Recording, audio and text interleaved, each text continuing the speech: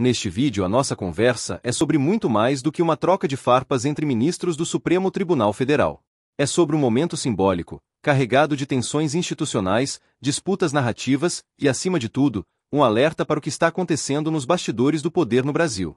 Vamos analisar o embate entre os ministros Alexandre de Moraes e André Mendonça, mas de um jeito que você talvez ainda não tenha visto, conectando os fatos, os discursos e as intenções por trás das palavras. Prepare-se, porque ao longo deste vídeo vamos fazer perguntas que incomodam, apresentar fatos que a mídia tradicional evita e provocar uma reflexão urgente. Estamos diante de um STF que protege a Constituição ou que a utiliza como escudo político. Tudo começou com uma discussão aparentemente técnica, mas que logo revelou uma guerra de ideias e de princípios. O ministro André Mendonça, em uma argumentação firme, defendeu que os funcionários públicos, inclusive os membros do próprio STF, não deveriam ter tratamento privilegiado no que diz respeito a crimes contra a honra.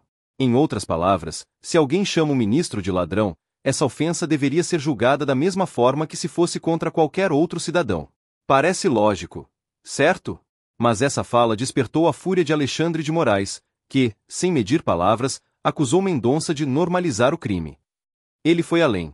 Disse que chamar juízes, procuradores ou delegados de ladrões sem provas é um ataque à democracia. A indignação também foi compartilhada por Flávio Dino, que se mostrou particularmente ofendido por ter sido alvo desse tipo de crítica. Mas a grande pergunta que paira no ar é: quando a crítica se torna crime? E quando o crime se disfarça de defesa institucional? A reação de Moraes expõe algo mais profundo do que uma simples discordância entre colegas de toga. Trata-se de um sintoma de algo maior: o uso seletivo da lei para proteger determinadas figuras públicas em detrimento da liberdade de expressão da população. Moraes defendeu que críticas infundadas não são liberdade de expressão, mas sim crimes. Porém, ele parece ignorar que a mesma Constituição que protege a honra também protege a liberdade de opinião, especialmente quando voltada a agentes públicos. Afinal, a crítica mesmo dura é parte essencial de qualquer democracia. É aqui que começamos a notar uma contradição inquietante. Enquanto as instituições exigem respeito absoluto, muitos de seus membros continuam impunes por ações concretas e, em alguns casos, corruptas. E quando alguém ousa apontar essas falhas, o silêncio é imposto sob ameaça de punição judicial. Você já parou para pensar: por que é mais fácil ser punido por uma opinião do que por roubar bilhões do erário público? Há uma lógica perversa em curso. O cidadão que se manifesta nas redes sociais ou numa manifestação de rua pode ser processado por calúnia, mas um político que comete um crime contra o Estado é blindado por foro privilegiado, lentidão processual ou conivência institucional. O servidor público que desvia recursos de uma estatal pode pegar décadas de prisão, mas quando a crítica aponta para os ministros do STF, mesmo sem provas, o sistema se mobiliza de maneira rápida e rigorosa para calar o acusador. A preocupação com a honra das instituições parece seletiva, e isso gera um ambiente de descrença generalizada. Como confiar num sistema que pune com dureza quem fala, mas hesita diante de quem rouba? André Mendonça, indicado por Jair Bolsonaro, tem sido uma das poucas vozes críticas dentro do STF. Seu posicionamento neste episódio representa algo maior: a resistência contra o que muitos veem como um avanço autoritário dentro do tribunal. Não se trata de defender ofensas gratuitas, mas sim de questionar até onde vai o poder de um ministro de silenciar críticas. E o que está em jogo aqui é o equilíbrio entre liberdade e responsabilidade. Mendonça defende que quem ocupa cargos públicos deve estar preparado para críticas, inclusive as mais duras. Afinal, se não aguenta o calor, não entre na cozinha da política. Durante anos, Alexandre de Moraes reinou praticamente sem oposição dentro do STF. Com o apoio da grande mídia e de setores do Congresso, ele se tornou símbolo de uma justiça que, em nome da estabilidade, passou a atuar como protagonista político. Mas esse cenário começa a mudar. O embate com Mendonça revela que a unanimidade dentro da corte está ruindo. E isso é positivo. Uma democracia saudável exige vozes divergentes, especialmente nas instituições que têm o dever de proteger o equilíbrio entre os poderes. Quando o judiciário vira palco de hegemonia, a Constituição vira instrumento de coerção, não de garantia. Críticas, sátiras e até exageros fazem parte da vida pública.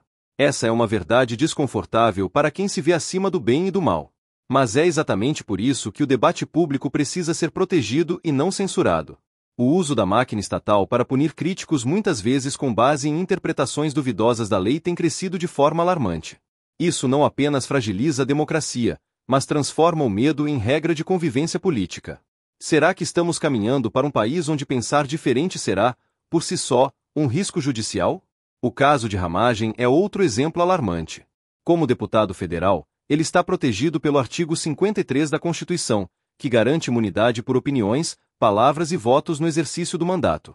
Mesmo assim, Ramagem foi alvo de operações e medidas judiciais baseadas em declarações que fez enquanto parlamentar.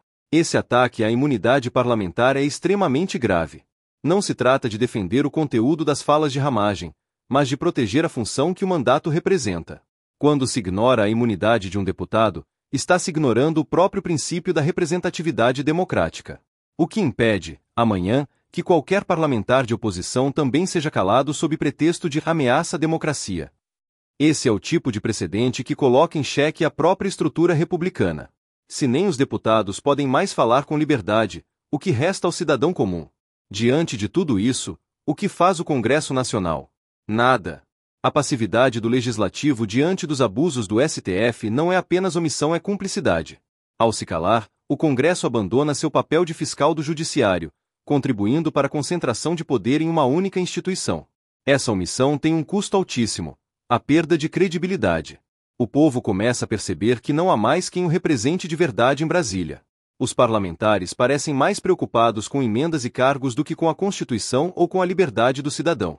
E quando o povo percebe que seus representantes já não o defendem, a indignação cresce. E cresce silenciosa, mas firme, à espera de um ponto de ruptura. Estamos diante de um momento decisivo da nossa história. As ações do STF, a omissão do Congresso e o silenciamento da crítica estão empurrando o Brasil para um caminho perigoso, o caminho da normalização do autoritarismo disfarçado de legalidade. Este vídeo é um alerta aos cidadãos sobre os desmandos do Judiciário. É um apelo à sua verdadeira missão: proteger a Constituição, não interpretá-la de acordo com conveniências políticas. É um chamado à consciência da população: ou defendemos a liberdade agora, ou poderemos perdê-la em silêncio, sem perceber. A liberdade de expressão não é uma concessão do Estado. É um direito inegociável do cidadão. E se queremos preservar nossa democracia, precisamos defender com unhas e dentes o direito de dizer o que pensamos mesmo quando incomoda os poderosos. Porque se calar hoje pode custar caro amanhã.